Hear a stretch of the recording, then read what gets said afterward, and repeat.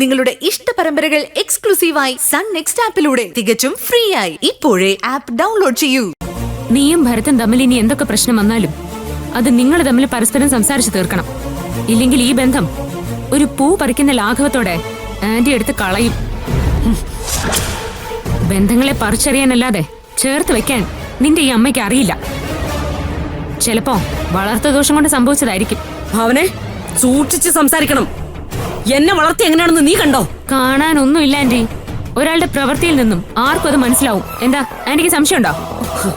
മോളെ മതി മോളെ, നീ കൂടുതൽ സ്ട്രെയിൻ എടുക്കണ്ട. വിവരമുള്ളവരോട് വേണം സംസാരിക്കാൻ. അതെ, എനിക്കല്പം വിവരം കുറവ് തന്നെയാ. വിവരമുള്ള നിന്നെ കുറിച്ച് ഞാൻ കൂടുതലൊന്നും പറയണ്ടല്ലോ. ഭാരത്തിനോട് പറഞ്ഞേക്ക് എന്റെ മോളുടെ പിന്നാലെ വന്നേക്കരുതെന്ന്. വന്നാ പിന്നെ അവൻ നേരെ ചൊവ്വേ നടക്കത്തില്ല. എന്നാ പിന്നെ അതൊന്ന് കണ്ടിട്ടെന്നെ വേറെ കാര്യം. ആന്റി ഇപ്പൊ ചെല്ല്. കാണാം കാണാം.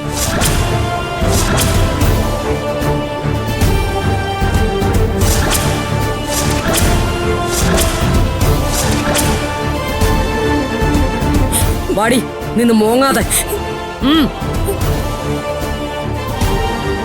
ഇതൊരു മനുഷ്യ സ്ത്രീ തന്നെയാണോ മോളെ?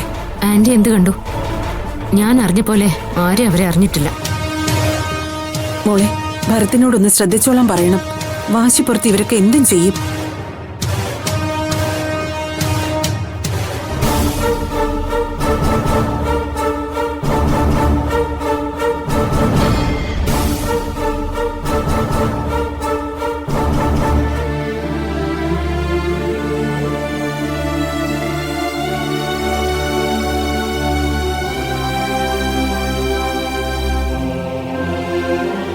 നീ ഇവളെയും കൊണ്ട് എവിടേക്കാ പോയത്? ഭാവനെ ഒന്ന് കാണാൻ. എനിക്ക് പറയാനുള്ളതെല്ലാം ഞാൻ അവളോട് പറഞ്ഞിട്ടുണ്ട്. ഇനി ഭരത്തിനെ അരുന്ധതിക്ക് വേണ്ടെന്നും പറഞ്ഞിട്ടുണ്ട്. ഇവനെയൊക്കെ ഒന്നേ പിടിച്ച് പുറത്ത് കളയേണ്ടതായിരുന്നു. അമ്പേ, എനിക്കറിയാം അരുന്ധതിയുടെ ഭരതിന്റെ വിഷയം ഒരു കാരണമാക്കിയിട്ടാ നീ എവിടെ പോയതെന്ന്. അല്ലെന്ന് നിനക്ക് പറയാൻ പറ്റൂ? അതെ, ഇതെന്താ ചോദിക്കേണ്ട കാര്യമല്ലേ? ഭവനിച്ചെ കാണാൻ സൂര്യേട്ടന്റെ വീട്ടിലേക്ക് പോകണ്ടെന്ന് ഞാൻ അമ്മയോട് പറഞ്ഞതാ അച്ഛാ. അമ്മയെ നിർബന്ധിച്ച് കൊണ്ടുപോയത്. അതല്ലേ ഞാൻ പറഞ്ഞത്. നിങ്ങളൊരു മറയാക്കി അമ്പ ഭാവനയോട് പകപോക്കാൻ നോക്കിയതാ. അതെ, അങ്ങനെ തന്നെയാണെന്ന് കൂട്ടിക്കോ. എന്റെ മോളെ അവൻ എന്താ ചെയ്തതെന്ന് പ്രതാപേട്ടനും കൂടി കണ്ടതല്ലേ? കണ്ടതുകൊണ്ടാണല്ലോ ഭരതനെ ഞാൻ തല്ലിയതും പിടിച്ച് പുറത്താക്കിയതും. ഭാവനെ ഞാൻ വിവരം അറിയിക്കുകയും ചെയ്തു. അത് പോരെ പ്രതാപേട്ട. ഭരത്തിന്റെ എല്ലാ കാര്യങ്ങളും നിറവേറ്റുന്നതും നിയന്ത്രിക്കുന്നതും ഭാവനയല്ലേ? അപ്പൊ പിന്നെ ഇങ്ങനെ ഒരു സംഭവം നടന്നതും അവൾ അറിയണ്ടേ? എന്നിട്ട് ഈ നീയാണോ ഭരതിന്റെ ഇന്റർവ്യൂവിന്റെ കാര്യം ഭാവനയോട് പറയണ്ടെന്ന് പറഞ്ഞത്? അപ്പൊ നിന്റെ ലക്ഷ്യം ഇതൊന്നുമല്ല. 4 ആളെ മുന്നിൽ വെച്ച് ഭാവനയെ 10 പറയണം, ശരിയല്ലേ? അതെ, അങ്ങനെയെങ്കിൽ അങ്ങനെ തന്നെ ഇരുന്നോട്ടെ.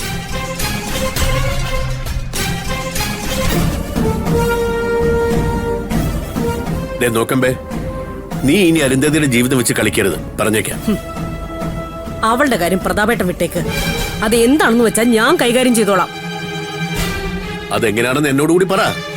അപ്പൊ എനിക്കും അതനുസരിച്ച് നിൽക്കാലോ. ആ, അതൊന്നും വേണ്ട. എന്തായാലും അരുന്ധതിക്ക് ദോഷം വരുന്നതൊന്നും ഞാൻ ചെയ്യില്ല. എന്റെ മോളെങ്കിലും രക്ഷിക്കാൻ പറ്റുമെന്ന് ഞാനൊന്ന് നോക്കട്ടെ.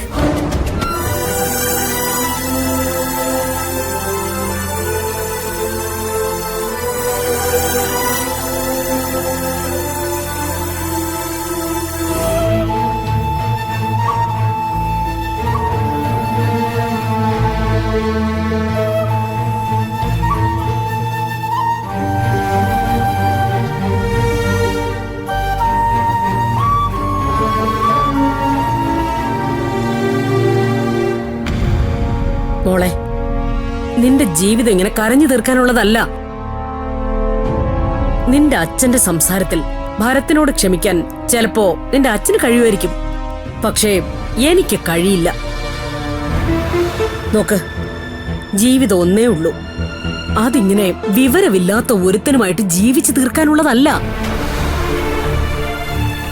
അല്ലെങ്കിലും അന്ധമായിട്ട് പ്രണയിച്ച് കല്യാണം കഴിക്കുന്നവരിലെ ഭൂരിഭാഗം പേരുടെ അവസ്ഥയും ഇത് തന്നെയാ. അമ്മ എന്താ ഈ പറഞ്ഞു വരുന്നേ? എന്താ നിനക്ക് ഇനിയും മനസ്സിലായില്ലേ?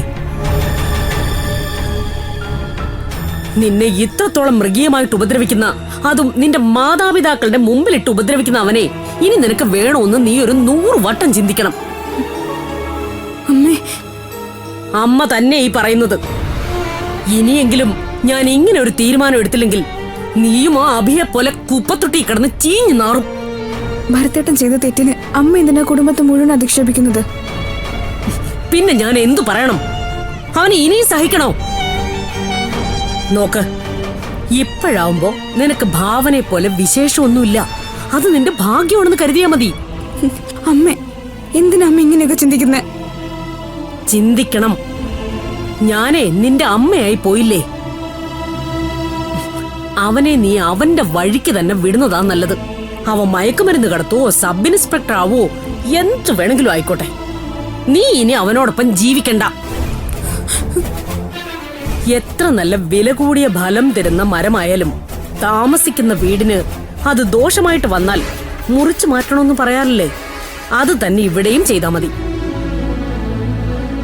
നോക്ക്, നിന്റെ ഒരു സമ്മതം മാത്രം ഈ അമ്മയ്ക്ക് മതി. ബാക്കിയൊക്കെ അമ്മ നോക്കിക്കോളാം.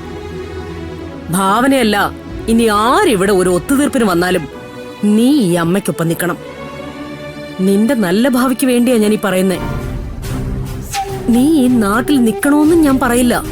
വല്ല UK-ലോ ഓസ്ട്രേലിയയിലോ എവിടെയെങ്കിലും പോയി പഠിക്കാൻ നോക്ക്. അതിനുള്ള ഏർപ്പാടൊക്കെ ഞാൻ ചെയ്തു തരാം. ഞാൻ ഈ പറയുന്നതൊക്കെ ശരിയായിരുന്നെന്ന് നാളെ ഒരു സമയത്ത് നിനക്ക് മനസ്സിലാവും. നീ ആലോചിക്ക.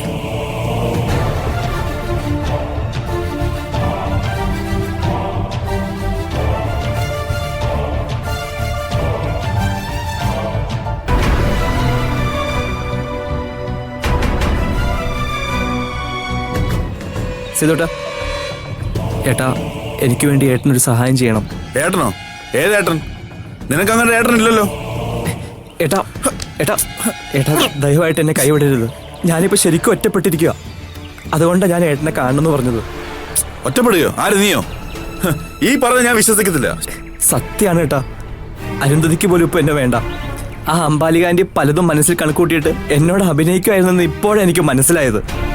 അങ്ങനെയാണെങ്കിൽ നിനക്ക് അത് തന്നെ വേണം. ഏട്ടാ ഏട്ടാ ഏട്ടാ ഞാൻ പറയുന്നൊന്ന് കേൾക്ക്.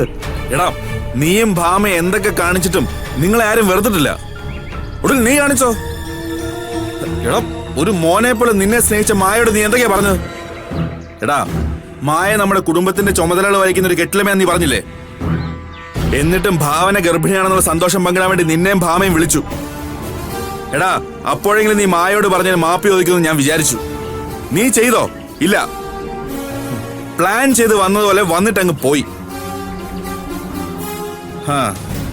എന്തായാലും നിങ്ങളങ്ങ് രക്ഷപ്പെട്ടോട്ടെന്ന് ഞങ്ങളങ്ങ് വിചാരിച്ചു. പക്ഷെ നീ ചെയ്തതൊന്നും ദൈവത്തിന് അത്ര ഇഷ്ടപ്പെട്ട കാണത്തില്ല. അതുകൊണ്ടാണല്ലോ അംബാലികയിലൂടെ നീയും ചോദ്യം ചെയ്യപ്പെടുന്നത്. ഇപ്പൊ നിന്നെ സംരക്ഷിക്കാൻ ഉപദേശിക്കാൻ ആരൊക്കെ ഉള്ളതല്ലേ? അതോ അയാൾ നിന്നെ കൈവിട്ടോ? ഞാൻ പറഞ്ഞില്ലേട്ടാ, എനിക്കിപ്പോ ആരോടൊരു ബന്ധമില്ല. വീണ്ടും എന്നെ ട്രാപ്പിലാക്കാൻ വേണ്ടി ആ മൈക്കിൾ കളിച്ച കളിയാണിതെന്ന് എനിക്ക് മനസ്സിലായിപ്പോ. അതുകൊണ്ട് എനിക്ക് എന്റെ വഴി നോക്കണം ഏട്ടാ. പക്ഷെ അതിന് അരുന്ധതി എന്റെ കൂടെ വേണം. എനിക്ക് ഏട്ടനൊന്ന് വന്ന് അവളെ അവിടെ നിന്ന് വിളിച്ചിറക്കി തരണം എനിക്ക്. സോറി ഭരത്തെ, നിന്നെ അടിച്ചിറക്കി എന്തായാലും വെറുതെ ആവത്തില്ല. എന്തെങ്കിലും തക്കതായ ഒരു കാരണം ഉണ്ടാവും. അതുകൊണ്ട് ഇനി ആവശ്യമില്ലാത്ത കാര്യങ്ങളൊന്നും തലയിടാൻ ഞാനില്ല. ഏട്ടാ, ഒരു പെൺകുട്ടിയെ സ്നേഹിച്ച് കല്യാണം കഴിച്ചിട്ട് ഒപ്പം നിർത്താൻ കഴിഞ്ഞില്ലെങ്കിൽ അത് നിന്റെ പരാജയം തന്നെയാ. ഇവിടെ എന്താ വേണം നീ തന്നെ അങ്ങ് തീരുമാനിച്ചു. എടാ, ഗുണ്ടായുസത്തിലൂടെയല്ല സ്വന്തം ഭാര്യയെ ഒപ്പം നിർത്തേണ്ടത്. ഒരു മനുഷ്യന് ആദ്യം വേണ്ടത് വ്യക്തിത്വമാണ്. അത് ആർക്കും വില കൊടുത്ത് വാങ്ങിക്കാൻ പറ്റത്തില്ല. അത് സ്വയം ഉണ്ടാക്കിയെടുക്കണം.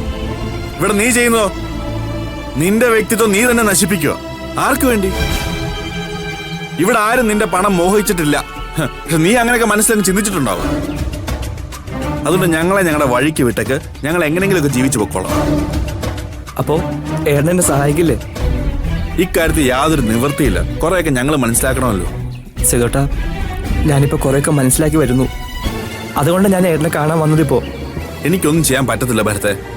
ഇവിടെ നിന്നെ മനസ്സിലാക്കേണ്ട അരുന്ധതിയാണ്, അല്ലാതെ മറ്റുള്ളവരാരുമല്ല. അതുകൊണ്ട് ചെല്ല്, നന്നായിട്ടൊന്ന് ആലോചിക്ക്, എന്നിട്ട് തീരുമാനിക്ക് ഇനി എന്താ വേണ്ടതെന്ന്. ആ പിന്നെ ഒരു കാര്യം കൂടെ, ഞങ്ങൾക്കാർക്കും നിന്നോടോ അരുന്ധതിയോടോ ദേഷ്യവും വെറുപ്പോ ഒന്നുമില്ല, ഇനിയൊട്ട് ഉണ്ടാവത്തുമില്ല.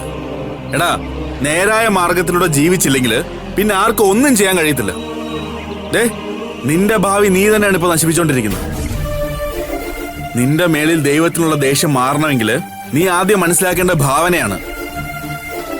പിന്നെ നിന്നെ നൊന്ത് പ്രസവിച്ച നമ്മുടെ അമ്മയെ